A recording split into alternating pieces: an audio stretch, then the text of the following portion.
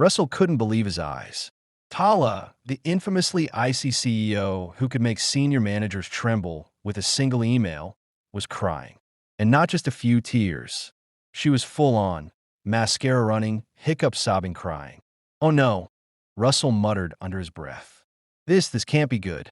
"Russell," Tala wailed, standing up so fast her chair skidded back. Before he could react, she threw her arms around him like a child clinging to a parent after a nightmare.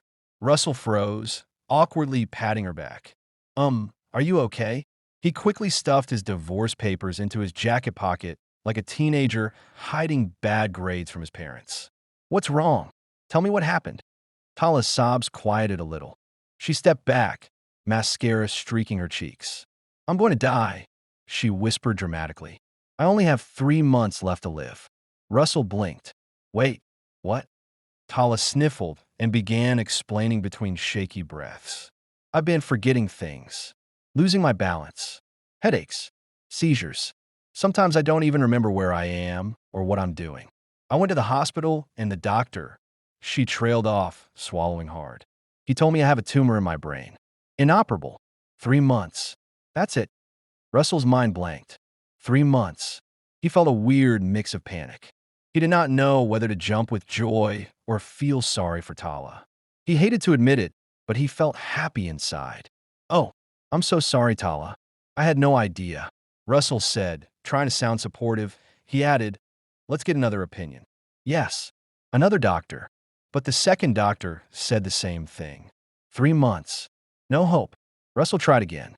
"Okay, we'll check hospitals abroad, like in Germany and the United States. Somewhere can help you." Tala looked at him skeptically, eyes narrowing. She knew how horribly she'd treated him. She wondered whether he was really concerned. Or was he secretly planning a victory dance now that she was dying? Later, Russell's phone rang. It was Tim, his old friend, the one he'd begged to represent him during the divorce. "I've decided to do it," Tim said. "I'll represent you. Going up against your wife's family is career suicide, but you're my friend. I will go up against them." They met at a quiet cafe to discuss the matter. Russell stirred his coffee absent-mindedly. "Actually, I'm not divorcing her anymore," he said. Tim nearly choked on his espresso. "What? Why not? Are you out of your mind?" Russell lowered his voice dramatically. "Because the universe just gave me a get-out-of-jail-free card. Tala's dying. She only has 3 months to live."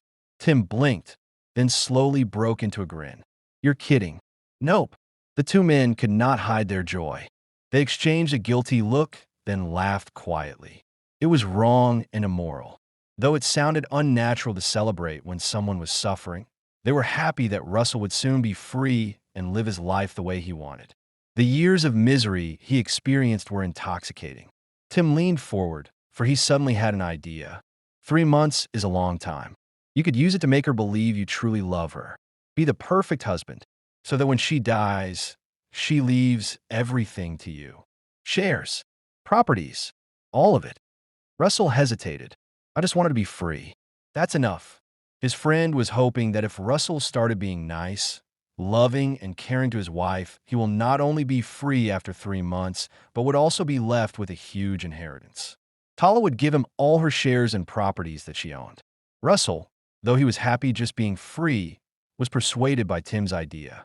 If he can be both rich and free, he would grab that opportunity. Tim smirked.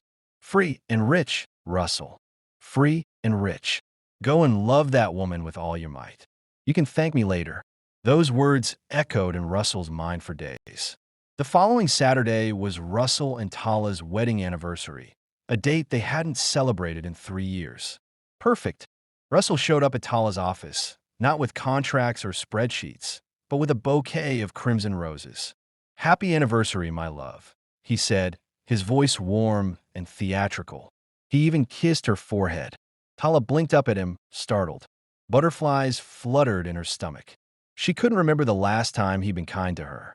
"Block your calendar at 3 p.m., Russell said with a grin. "I'm taking you somewhere special." That somewhere turned out to be the famous aquarium she'd always dreamed of visiting as a little girl, but never had time for. When they arrived, Tala's eyes lit up like a child on Christmas morning. I, I can't believe you remembered this, she whispered. Russell only smiled. He had made a list of all her dreams and planned to tick them off one by one over the next 3 months. The visit to the aquarium marked the beginning of a series of outings. They went to amusement parks. Tala screamed her lungs out on the scariest rides while Russell clung to the safety bar like a terrified cat. They dressed up for romantic dinners. They went to comedy shows and concerts, football matches and movie nights. They had breakfast together. In board meetings, Russell sent her cheeky texts. "Stop looking so serious. You're cute when you frown." She'd glance at him and smile, her heart fluttering. Slowly, Tala began to soften. She was falling in love again. She defended Russell at family meetings, supported his ideas, and treated him with respect. For the first time in years, Russell felt appreciated, respected, and loved. Then came the call from a German hospital. They could perform the surgery after all. Both of them were stunned with joy. Even Russell caught himself genuinely happy for her. Get a grip, he told himself. Focus. Inherit. Freedom. But when Tala hesitated, fearing she might lose her memories of their newfound love, her voice trembled. I don't want to forget, Russell. These last 3 months, they've been the best of my life. I regret how I treated you. I'm sorry. Russell put on his best loving husband face. It's all in the past, he said gently. What matters is now. I feel your love, and I'll hold on to it. Inside, though, his mind was a storm. Was this still an act? Or had it become real? Focus, Russell, focus. Your goal is freedom and being rich. Never forget the pain and humiliation this woman brought you. Enough is enough.